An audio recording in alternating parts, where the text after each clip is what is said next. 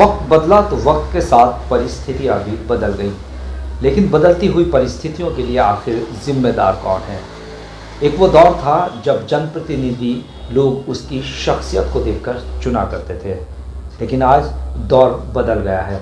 नमस्कार, आदाब, मैं अब्दुल वाजिद और आपने देखना शुरू कर दिया है अमृत विचार का खास कार्यक्रम खास बात खास मुलाकात।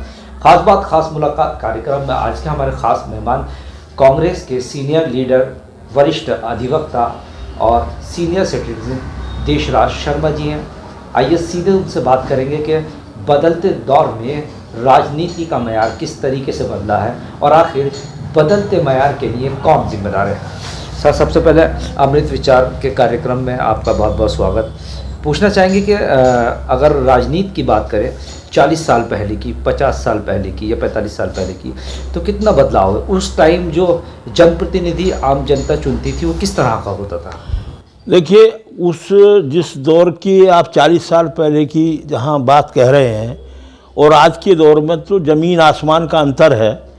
और जो उस समय के जनप्रतिनिधि होते थे उनका एक चरित्र होता था, उनका एक मयार होता था। वो लोगों की समाज सेवा के लिए अपने आप को लुटा देते थे। आज तो लोग समाज सेवा के नाम पर नहीं, आज तो अपनी जरिया अपना उनका किस तरीके से बढ़ सके, किस तरीके से मामला हो सके, उसमें ज़्यादा फोकस रहता है।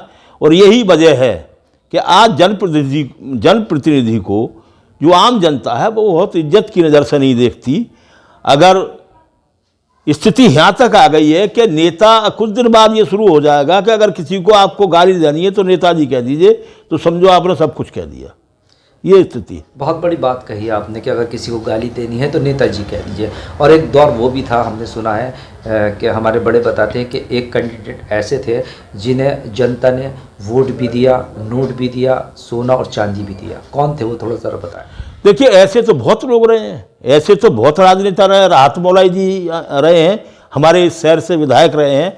और मुझे इस बात का फ़ख्र भी हासिल है कि जब राहत मौलाई साहब जो है कोर्ट कचहरी मुरादाबाद में जब वकालत करते थे तो मेरा उस समय उसमें आगमन हो गया था। मैंने शुरुआत की थी वकालत की और मैंने उनको भी सीखा था। और उसमें एक चीज़ उस समय की मैं आपको वकालत की बता दूं कि जब सीनियर लोग जो है हमारे आराम कुर्सी पर बैठ जाते थे तो जो जूनियर थे उनकी हिम्मत नहीं होती थी कि उनके आगे से निकल जाएं। आज वकालत के दौर में भी स्थिति ये हो गई है, कोई सीनियरिटी और जूनियरिटी का भी वहाँ कोई मामला नहीं रहा। इतना बदलाव वकालत में भी आया है और समाज में भी यही स्थिति आज व्याप्त हो गई है कि यहाँ भी कोई सम्मान की बात नहीं। मैंने उस समय देखा, मैं जब कांग्रेस से जुड़ा, सन 73 से जब कांग्रेस से जुड़ा हुआ हूँ, तो हमारे यहाँ लोग होते थे, AICC जो मेंबर होते थे उनका एक कद होता था, अखिल भारतीय कांग्रेस कमेटी सदस्य, प्रदेश कांग्रेस कमेटी सदस्य। हम जब जो आगे की सफ़ा होती थी, जो लाइन होती थी आगे का, वहाँ जूनियर के बैठने की हिम्मत नहीं होती थी। कांग्रेस में जूनियर बैठ नहीं सकता था। और अगर सीनियर को हम देख लेते तो झुक जाते थे उसके सम्मान में, उसे नमस्ते सलाम जो भी है उसके सम्मान करते थे। आज ये कोई सम्मान की चीज़ नहीं है।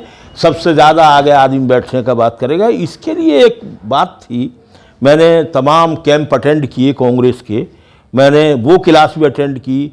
इस भारत के जो राष्ट्रपति रहे पंडित शंकर दयाल शर्मा, उनकी क्लास मैंने अटेंड की अयोध्या में, एक कैंप लगा। तो लोगों को वहाँ बताते थे कि इस देश को आज़ाद कराने में हमारे जो पूर्वजों ने अपनी जान गंवाई है, ये आज़ादी कोई आसानी से नहीं मिली। इस देश को आज़ाद कराने में हिंदू और मुसलमानों ने जितनी कुर्बानी दी, अगर आज की नौजवान पीढ़ी उस कुर्बानी के बारे में अगर उन्हें कोई बता दे तो उसमें मैं तो निश्चित रूप से समझ सकता हूँ, अगर 100 आदमी उस चीज़ को सुनेंगे कि जो कैसे कुर्बानी मिली है, तो कोई अपने आंसू जो रोक नहीं पाएगा। मैंने देखा है ये, मैं रोया हूँ उन क्लासों में जब लोगों ने कहा। आज लोगों को आज़ादी का पता ही नहीं कि ये आज़ादी ऐसा नहीं मिली है। आज जिन लोगों ने अपने जीवन दान दिया, जिन माओं ने अपने बेटे खोए, जिन माओं ने अपने पति, जिन औरतों ने अपने पति खोए, उनसे पूछिए आज़ादी क्या होती है। हमने तो आज़ादी मिल गई और हम ख़त्म हो गई, क्या आज़ादी का कोई मतलब है या नहीं है। आज लोग उस आज़ादी को कभी ध्यान में नहीं रखते। आज तो उन हिंदू मुसलमानों को लड़ाने की बात करते हैं, उस भाईचारे को ख़त्म करने की बात करते हैं जिन भाईचारे की वजह से आज ये देश आज़ाद हुआ। जो लोग इस देश को, हिंदुस्तान को प्यार करते थे, वही तो मुस्लिम आज यहाँ है। अगर जो हिंदुस्तान को प्यार नहीं करते हो तो पाकिस्तान चले जाते। आज उन पर आप जो है इस तरीके की तोहमत लगाते हैं कि ये साहब इस देश के नहीं हैं, इस देश से बाहर चले जाएंगे। कुछ लोग कहते हैं ना पाकिस्तान भेज देंगे, कुछ कहते हैं ना बांग्लादेश भेज देंगे। अरे भाई, इनके पुरखों की कब्रें यहाँ हैं जो इस बात की गवाही देती हैं कि अगर इस देश को आज़ाद कराने में हम हिंदुओं की कोई कुर्बानी है तो मुसलमानों की कुर्बानी 19 नहीं है, बिल्कुल बराबर की है। अब राजनीति की अगर बात करें तो पहले के दौर में किस तरह के प्रत्याशियों को तरजीह दी जाती थी और अब किस तरह के प्रत्याशी? देखिए, पहले के दौर में जो प्रत्याशी थे, इसमें दोनों का ही मामला बदला है। प्रत्याशियों का भी मामला बदला है और जनता का भी बदला है। पहले प्रत्याशी ऐसे हुआ करते थे, उनमें कोई जाति धर्म की बात नहीं होती थी। लड़ने वालों में जाति धर्म की बात ना वो करते थे, ना आम जनता इस बात को देखती थी कि भाई वाजिद भाई को अगर चुनाव में टिकट मिल गया तो इन पे अगर पैसे नहीं हैं और आप अच्छे भले इंसान हैं जो पहले खड़े होते थे तो लोग उन्हें पैसे की मदद करते थे। उन्हें अगर मेरे घर में खाने के भी अगर ठिकाना नहीं है तो अभी मैंने उस आदमी की मदद की, उससे इस उम्मीद के साथ कि अगर मैं 10 रुपये से चंदा दे रहा हूँ या 10 रुपये की मदद कर रहा हूँ तो ये समाज में हमारे लिए काम आएगा, सामाजिक काम करेगा, हमें हमारे हकूक़ दिलवाएगा। इस किरदार के लोग जो है पहले समाज में, राजनीति में आते थे। उस दौर में किरदार की अगर बात करें तो आज के दौर के हिसाब से कौन लोग आइकन है आज के लिए?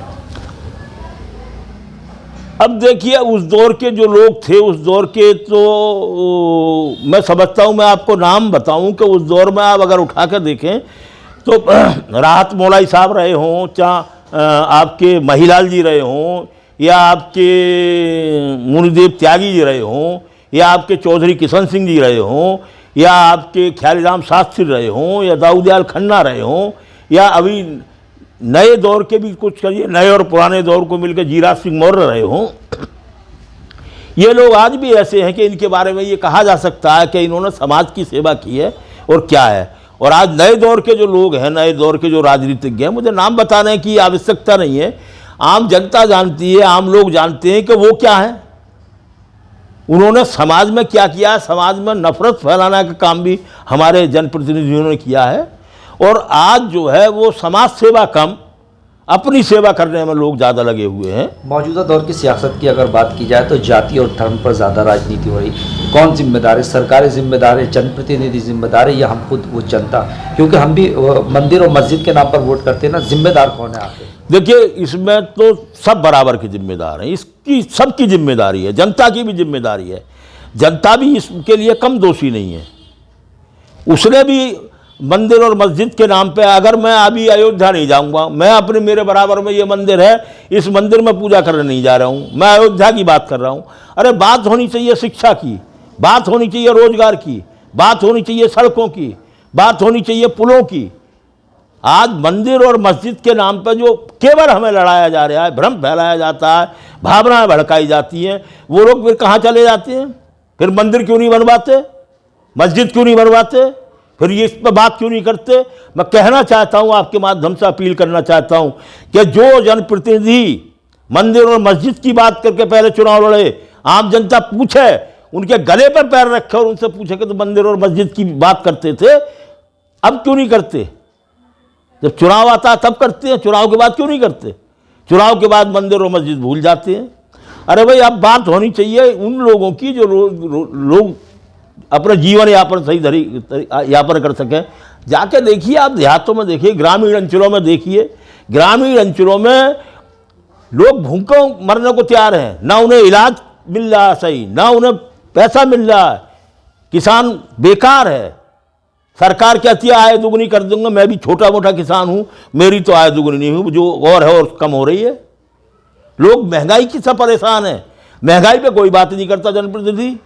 शहर डूब जाता है, इस पर बात नहीं करता। मुरादाबाद के ये पानी, इसकी निकासी कैसे हो, इस पर कोई बात नहीं करेगा। बेरोजगारी पे कोई बात नहीं करेगा। यहाँ फैक्ट्री होनी चाहिए, यहाँ ऐसे साधन होने चाहिए, लोगों को रोजगार मिल जाए। जो पीतल के कारीगर हैं बेचारे, जो जब काम करते हैं तो उनके 30 साल की उम्र में टीबी हो रही है, इस पर बात नहीं करेंगे। अब भी नहीं हो रही बात, इस पर चर्चा ही नहीं हो रही। महंगाई पर चर्चा नहीं हो रही। अरे उससे पूछो जो 1000 रुपये कहाँ से लाए सिलेंडर के लिए, इस पर चर्चा नहीं हो रही। इस पर कितने लोगों ने आंदोलन किया। आखिर एजुकेशन पर कौन बात करेगा, हेल्थ पर कौन बात करेगा, इंफ्रास्ट्रक्चर पर कौन बात करेगा, किस तरह की लीडरशिप को आगे आना चाहिए? क्या देखिए, जो जनप्रतिनिधि हैं उनसे मैं आपके माध्यम से आम जनता से अनुरोध करना चाहता हूं कि जब भी आपके पास कोई जनप्रतिनिधि आए तो उनसे पूछें आपका विजन क्या है, आप करना क्या चाहते हो, आप समाज को देना क्या चाहते हो। मंदिर देना चाहते हो, मस्जिद देना चाहते हो, या यहाँ रोजगार देना चाहते हो, या शिक्षा देना चाहते हो। अभी हमारे माननीय जो इस समय वर्तमान में विधायक हैं, उन्होंने विश्वविद्यालय की बात कही।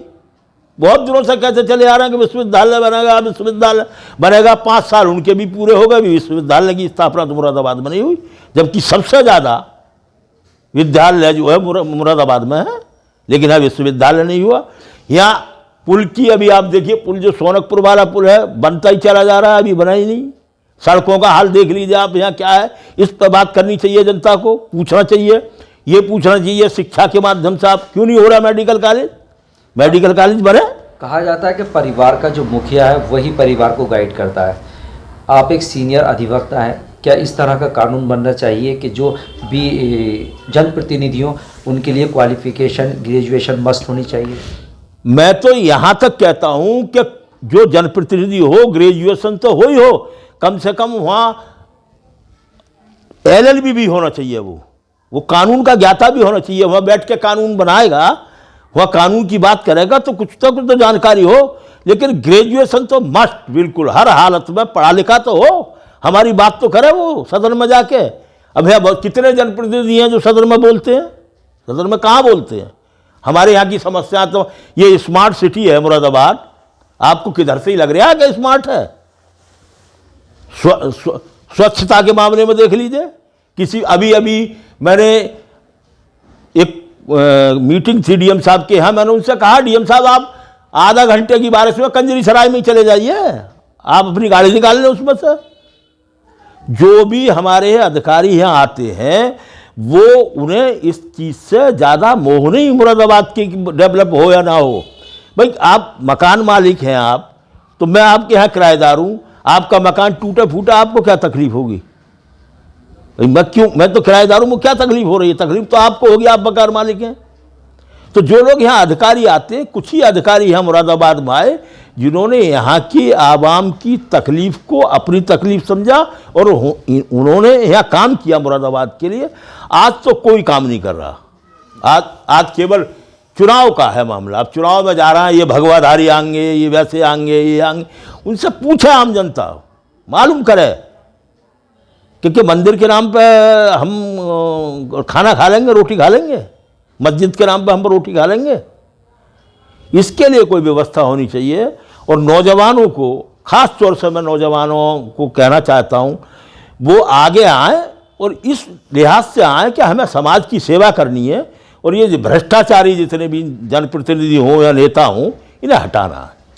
बहुत बहुत शुक्रिया। अमृत विचार के खास कार्यक्रम में खास बात खास मुलाकात में हमारे साथ सीनियर अधिवक्ता, सीनियर कांग्रेस लीडर और सीनियर सिटीजन देशराज शर्मा जी थे। उन्होंने तमाम तरह के बेबाकी से सवालों के जवाब दिए और ख़ास बात यह है कि उनकी ये अपील है, उन्होंने ख़ास तौर पर कहा है कि बदलती हुई राजनीति में युवाओं को आगे आना चाहिए, पढ़े लिखे लोगों को आगे आना चाहिए, तभी देश की तकदीर और तस्वीर बदल सकती है। कैमरा पर्सन फरदीन अली के साथ में अब्दुल वाजिद, अमृत विचार, मुरादाबाद।